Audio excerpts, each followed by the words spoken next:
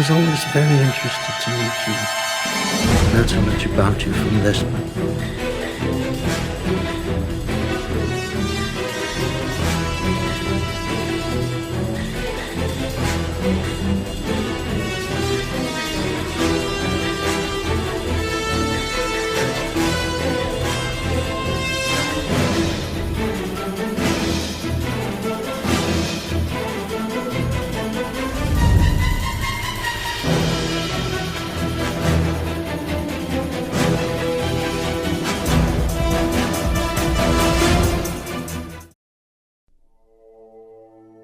Iron Man, Casablanca, Jaws, Lawrence of Arabia, This is Spinal Tap, and Sunset Boulevard. Beyond being great movies, these are productions that started without finished scripts.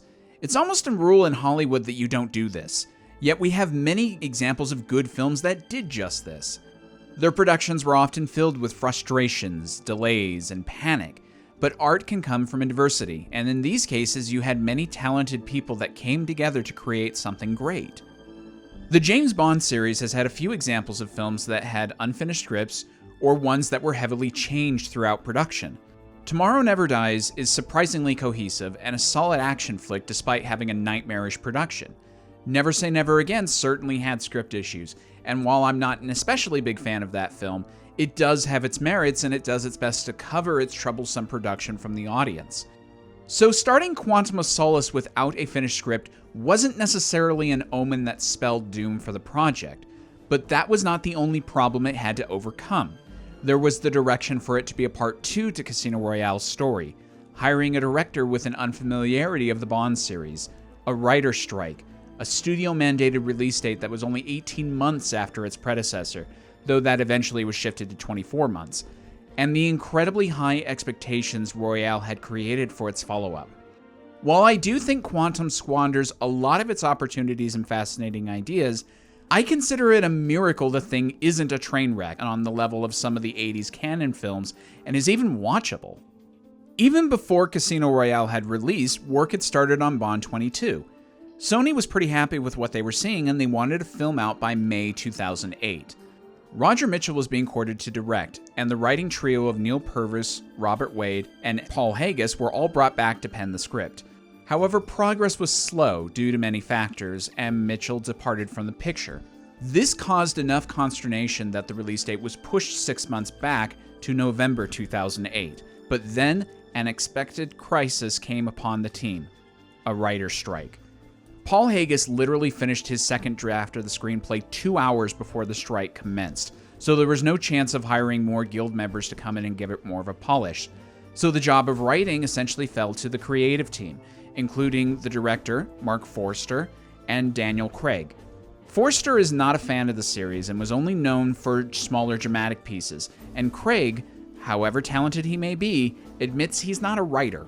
But with the pressure of the release date upon them, the producers felt that if they didn't start now, the film might never get off the ground. Quantum surprisingly was delivered on time, though compromises had to be made, especially in the post-production phase, and the reaction was a tepid acceptance by audiences. It didn't exactly bomb, but most everyone said the same thing: the first was better. James Bond brings a captive Mr. White to an MI6 safe house in Siena. M participates in the interrogation, trying to discover more about the shadowy organization behind Le Chiffre and Vesper. Mr. White clues them into how pervasive the organization really is, with M's personal bodyguard Mitchell even being among their numbers. Bond chases after Mitchell after he fails to kill M, but Mitchell himself is killed during the chase. With little to go on, MI6 turns their attention to another branch of the investigation, provided by tagged bills in Le Chiffre's money laundering operation. Bond follows the money to Haiti, where he soon finds a high-ranking member of the organization, Dominic Green, is planning a coup of Bolivia with an exiled General Medrano. Bond also meets Green's girlfriend, Camille, who definitely has her own motivations against Green and Medrano. 007 must discover how deep this organization goes and prevent them from launching a scheme that threatens to upset the balance of power, while also grappling with the personal ramifications of the death of Vesper, making sure he doesn't lose his own soul in the process. Being a continuation of a previous film can be tricky, especially when that film is a fairly complete tale. Obviously, there can be more to the story after the happily ever after in a fairy tale, but you have to ask yourself if that story is worth telling. In this case, Bond dealing with the aftermath of Vesper's death is an intriguing notion, but it's not a story in of itself, at least not one that would fit the expectations that come with a Bond film. Audiences want to see Bond foil a bad guy's plan with some solid action. So how do you tie that into the notion that Bond needs some closure? The obvious answer would be to do a story about vengeance. Quantum takes an interesting spin on this. Bond isn't out for revenge, he's doing a more traditional assignment against the same organization behind Le Chiffre and Vesper, but his actions seem coated with a rage that is uncharacteristic of a professional. Thus the idea of M's shaken trust in Bond and the manhunt motivated by corrupt officials. So Quantum isn't really a revenge tale, it comes off more as a story about Bond foiling another bad guy from the same organization, and oh by the way, he gets a Quantum of Solace at the end. I'm split on this. On the one hand, I love that Bond is putting his job before his heart's desires. That's classic Bond in a great way. A lot of the earlier films portrayed him as such because it was easier to have an emotionally stagnant Bond in a series of mostly standalone adventures. But GoldenEye made this notion a central part of Bond's journey there. He chooses the mission over Trevelyan despite his personal history. And the end of this film has Bond choosing to spare Yusuf in order for MI6 to have a window into Quantum's world, proving that Bond can indeed see the big picture rather than just going for small victories. But the actual bad guy and main plot of this film has little to do with Bond's personal journey. It's more getting back to business as usual, with Bond only having moments to think about Vesper. And when he has those moments, he doesn't say much. I don't feel like I have enough to latch on to feel Bond working through his emotions about Vesper's betrayal and death. I get that the film is supposed to be about Bond seeing humanity in Vesper's acts and not reducing it to summary judgments and cold hard facts. It shouldn't be, the bitch is dead. It should be, she made the best choice given her crappy situation and she really did care about me. But if that's what it is, I need Bond to actually talk about his feelings. He doesn't need to spout pages and pages of dialogue like what is in Hamlet, but we hardly get anything. Bond first dismisses the idea of revenge by saying Vesper wasn't important, which is a good start. But each subsequent time she comes up, he hardly says anything about how he feels about her, and what he does say gives us little evidence that there is a progression going on underneath. The ending has Bond throwing Vesper's necklace into the snow, which on its own is a beautiful way to close the movie. Sure, I love the acting between the performers in all of these moments, with Craig in particular doing a wonderful job. But there's only a vague outline of this emotional journey, nothing beyond hints between the great bookends. I think the emotional journey may have been clearer to Craig and the crew, but there is a big problem of communication in this movie. I don't need everything spelled out to the last detail, but I need more than this if the title of the film is Quantum of Solace, signifying that the most important aspect of the film's story is Bond's journey. I feel like I have a better handle on both Camille's backstory and Green's scheme than I do the main heart of this film. Now, you could make the argument that this approach of Bond saying little makes sense, since Bond is traditionally a very closed-off character and doesn't communicate his feelings often. And if this were Connery's or Moore's versions of the character, I would agree. But this is Craig's version of the character, a subset of films that supposedly have the emotional journey out front and center. In the last film, Bond clearly had moments where he could talk about his feelings, particularly with Vesper in the third act. In Skyfall, we feel the power of M's death because we know what she meant to Bond, even if you only had that film to go off of. And in No Time to Die, Craig has several wonderful moments where we get a clear picture of how he's feeling at key moments, like his personal reunion with Madeline, his conversation with Safin over his daughter, and his death scene. And even in classic Bond, we knew how Lazenby's Bond felt about Tracy without getting pages of dialogue from him. So I don't buy the argument of a closed-off Bond being the reason we never get a window into the character's head. I love the atmosphere of all of these Vesper scenes, but it's more smoke and mirrors to me than anything. Reflections of something that isn't actually there for me to grab a hold of. I love the image, but that's all it is to me. Despite my feelings about Bond's arc as the script presents it, Daniel Craig continues to shine in this film. He has moments of charm, class, professional determination, danger, all of that. His chemistry with everyone feels just right. While Camille and Bond are not in the same class in, or even the same kind of relationship as the previous film, I love how the two play off of each other, and I could totally buy them sleeping with each other in another adventure. Bond still plays off well with both Mathis and Leiter, and the scenes with M continue to still be a highlight, even if I have questions about her part in the story here. Thankfully, this film avoids the sophomore pitfall of Golden Gun, where that film made Moore feel like an entirely different person to who he was in Live and Let Die. Craig's performance does feel in line with what he did in Royale, and thus Quantum continues to present us with a solid reinterpretation of Bond. Camille is one of my favorite things about this film. While I love the traditional Bond formula, sometimes I found myself wishing that we would have some variety in the relationships with the leading ladies. Does Bond have to sleep with all of them, regardless of their personal journeys inside those films, and even when I don't think their relationships are sexually charged? Does the needs of the formula mean that we can never do something else on occasion? Again, I fully believe these two would have gotten together in another film, but James and Camille are at precarious places in their lives at the moment, not really in a position for a romance or even to have downtime to have sex. It's great stuff. Plus, Camille having her own stories and goals is great.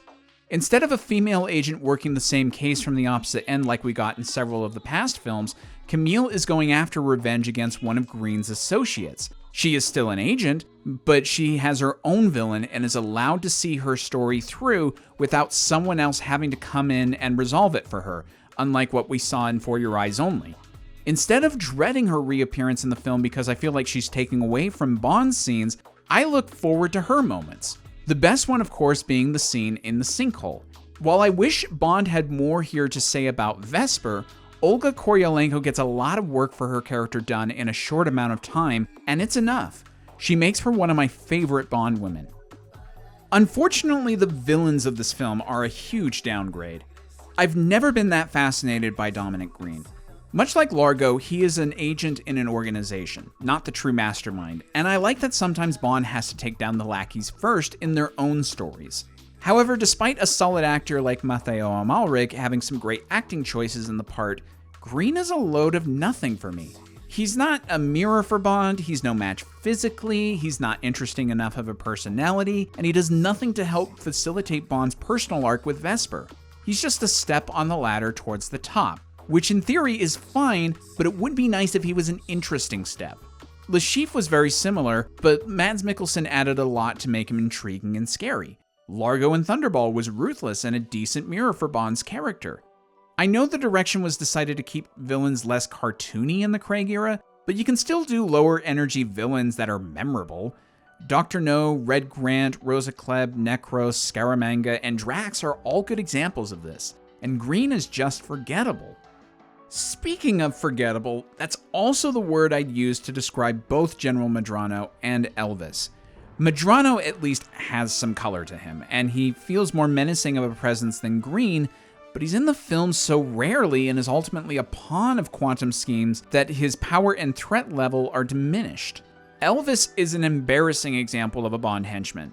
He's got even less to his name than Green does. There's just no point in focusing on him because there's about as much to him as there was Hans in You Only Live Twice.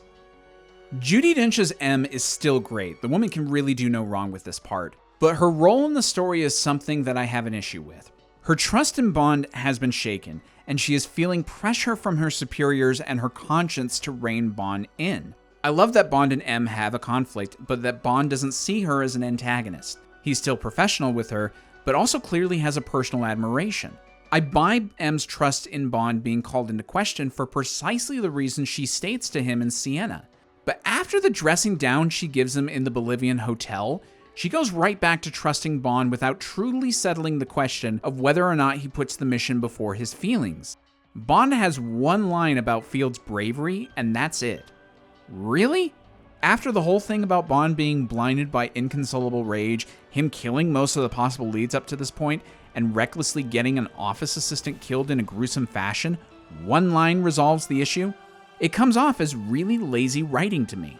Also, I get that Judi Dench is a wonderful actress and you want to use her a lot, but I swear M has got just as big of a carbon footprint as any celebrity with the amount of air travel she does in this movie. This film has a solid collection of allies for Bond, though two of them are just past characters. Mathis gets about as much to do here as he had in Royale, and I love his and Bond's relationship. That said, I'm still confused about one thing. Bond had Mathis taken into custody based off of Le Chiffre's line about him.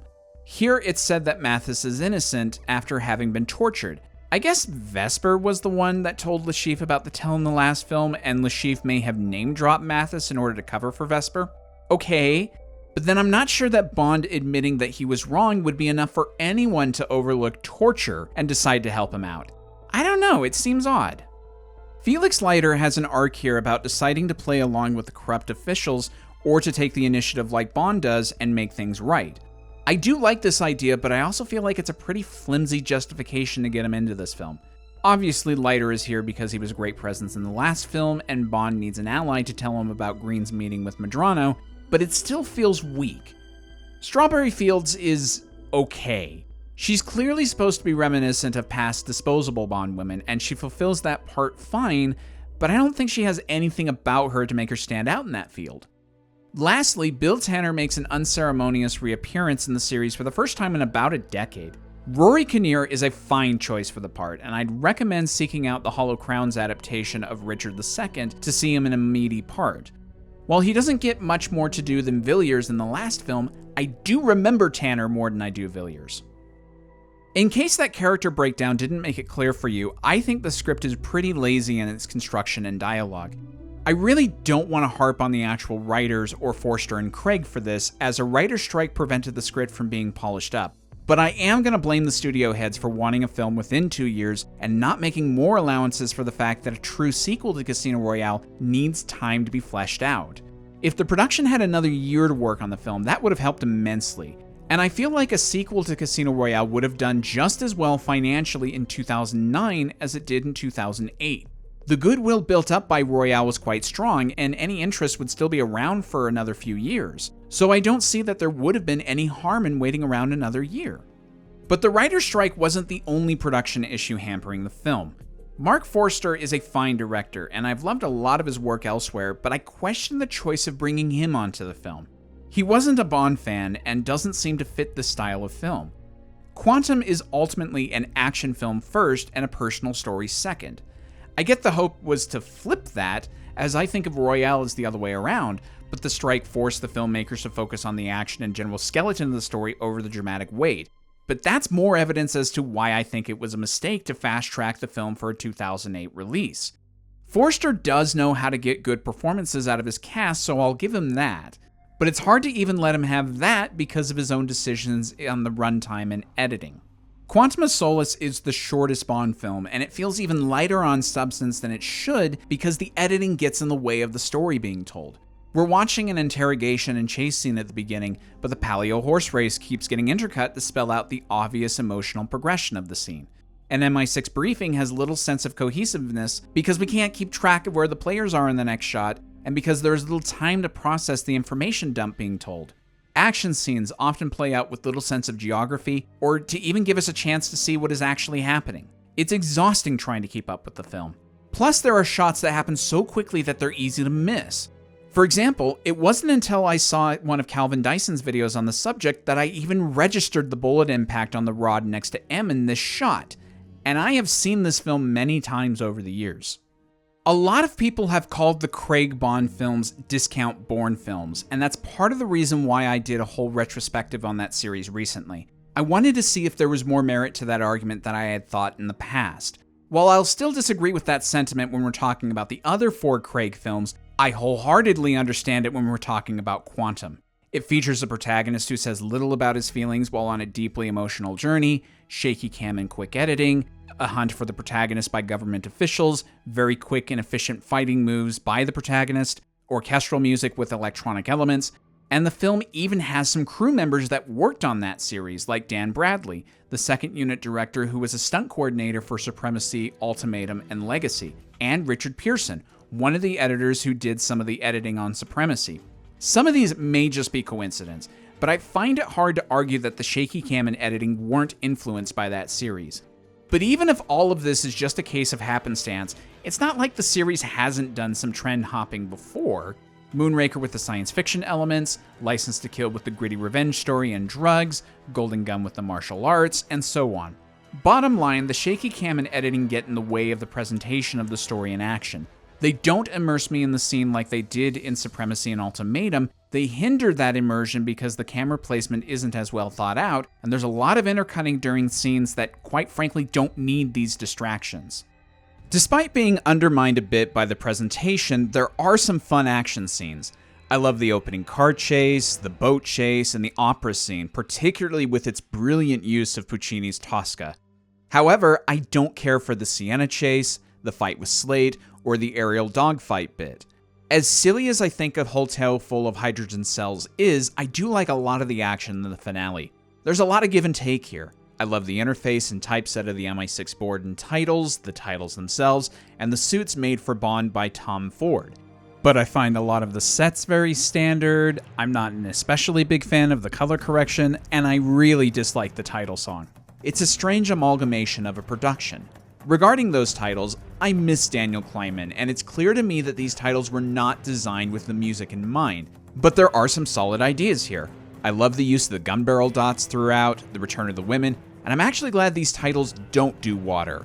A lot of previous Bond films have used water before, and while this film's central plot revolves around that element, it's supposed to be a reveal to us later, so featuring it here would be foreshadowing that wouldn't fit. Plus, using the sand to form the images of people and guns is a great substitute, as like with oil in The World Is Not Enough, sand will react and move differently than water. You still get the constant mixing and movement, but it'll look and feel different than before. The music is ultimately pretty good, with a big exception. This is David Arnold's last Bond film, and while this isn't his finest score, he does give us an interesting offering. It's still mostly orchestral with electronics, though those electronics are more present than before. The minimal use of the Bond theme drives me crazy, as it doesn't make as much sense. And some of the best moments of the score are when the Bond theme shows up. The final moments of the boat chase makes me want to cheer. The bit with Bond and Fields in the hotel has a great Barry-esque atmospheric use of the theme, much like what we had in Diamonds. Oil Fields, the track that plays when Bond escapes the Bolivian hotel, is one of the slickest pieces Arnold has ever composed. You get the point. I actually counted the instances in this film compared with Casino Royale, and I got at least double in Quantum over Royale, though I wish it wasn't mostly just the 4-note progression again. The title song is a point of contention with people, and I'm mostly in the negative camp. I love the idea of a duet, and I think that either Jack White or Alicia Keys would have come up with a fine song on their own, but this is pretty bad. I can listen to it on occasion, but it's not one I find myself humming or anxious to re-listen to. It's in the same camp as Madonna's Die Another Day for me, and if it weren't for Never Say Never Again, I would struggle picking between the two as to which is the worst Bond title song. Any of the alternate choices feel like they would have worked better. Amy Winehouse would have done a fantastic job, but I understand why that didn't happen. There is a song by Eva Almer that is clearly a demo, but even as is, I would have liked it better. I do want to address a song that has come up often in regards to this film, the Shirley Bassey track No Good About Goodbye. Despite Arnold and Don Black having composed the song, the similarity of the main tune to sections of the Quantum score, and with even the lyrics matching so perfectly Bond's emotional state going so far as to even include the word solace, the song was not written for the film, and all history points to it being created well after production was over. Despite this, those points I mentioned are too compelling to ignore. This is a case of life being stranger than fiction. Some minor observations. I love that the Walther PPK is reintroduced without fanfare. I love the P99, but yeah, the PPK is more iconic and is a better fit for Bond. When Camille is panicking in the fire, you can hear screams of her family members. That's a wonderful touch of sound design that adds a lot to the scene. The first time I saw this film, I didn't even register it didn't start with a gun barrel until we got to the end credits. It's nice that we still have yet to have an official Bond film without it, but this is one of my least favorite presentations of it. I kind of like the Fortet song that plays afterwards. Everyone makes fun of the sweeper that has his broom off the ground, and fair enough, but I was way more excited by the name on the Universal Exports card being R. Sterling. There are some fun bit parts in this film. A young David Harbour plays the corrupt Gregory Beam. You have your requisite Michael G. Wilson cameo in the Hotel de Saline. And the voices during the aerial dogfight are those of Alfonso Cuarón and Guillermo del Toro. There's an inclusion of an Ian Fleming quote here by Mathis.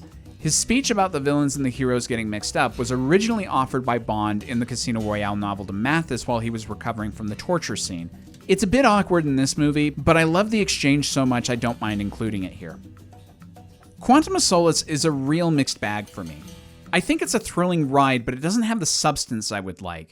For everything I adore, there's something else that I don't. And the things that I don't tend to be more major in scope than the things I like. Sure, the production problems would have been hard for anyone to overcome, but they shouldn't have been able to kill the film by themselves. No, I blame the failures of this film due to a lack of cooking time. All the ingredients for a fine follow-up to Royale are here, and some of the elements even taste great. But put it all together, the meal isn't what the recipe claims it to be. I used to like Quantum a lot more, but it keeps dropping down with each new viewing for me. Doing this review series has more or less reaffirmed for me my feelings on the films as I set them forth in the Bond films ranking video I did a few years ago, with only a few moving up or down a space for me. This is the first one where I've had a more dramatic shift. I still wouldn't call it a bad film, as I find it very watchable, and I can think of other Bond films that commit worse mistakes than this. But even if you had never seen Casino Royale and could somehow follow this story fine, I think you'd still find it an odd experience given the reputation of the series.